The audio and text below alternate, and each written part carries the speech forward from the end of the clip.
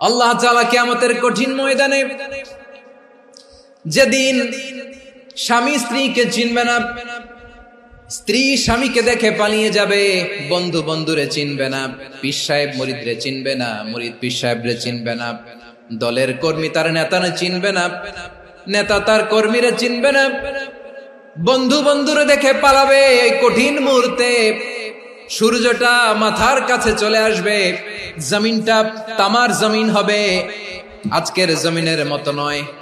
মানুষ ঘর্মাক্ত, ক্লান্ত, শ্রান্ত মাথার মগজগুলো কানের ছিদ্র আর নাকের ছিদ্র দিয়ে বেয়ে বেয়ে পড়বে। বিশ্বনবী ফরমান, কিয়ামতের ওই কঠিন ময়দানে 7 শ্রেণীর ব্যক্তিকে রব্বুল আলামিন তার আরশের নিচে ছায়া দিবেন। তার মধ্যে প্রথম শ্রেণীর ব্যক্তি হলো ইমামুন আদিল, যে ইনসাফের সাথে বিচার করে, যে জাস্টিস সমাজে সার্ভ করে, যে সুশাসন নিশ্চিত করে, ওই ইমামুন আদিল। আদিল শব্দটা বুঝছেন না? ইন্নাল্লাহা ইয়া'মুরু বিল আদল, পাইছেন? আদিল। 7 শ্রেণীর ব্যক্তিকে আল্লাহ তাআলা সুশীতল আরশের নিচে ছায়া দিবেন, যেদিন তার দেয়া ছায়া ছাড়া কোনো ছায়া থাকবে না।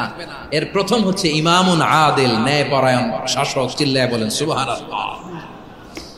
আবার বিশ্বনবী বললেন, ইন্নাল মুকসিতিনা ইনদাল্লাহি আলা মানাবিরা মিন নূর আন ইয়ামিনির রহমান। কিয়ামতের দিন যারা ন্যায় পরায়ণ হিসেবে আল্লাহর সামনে দাঁড়াবে, কিয়ামতের দিন রব্বুল আলামিন তার আরশের ডান দিকে ওই ন্যায় পরায়ণ লোকদের জন্য আরশের ডান দিকে একটা নূরের মিম্বারে তাদেরকে বসার সুযোগ করে দিবে।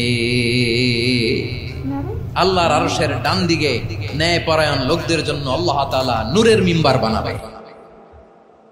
4টে কেন কথা মনে করেছেন? আল আদাল, জাস্টিস।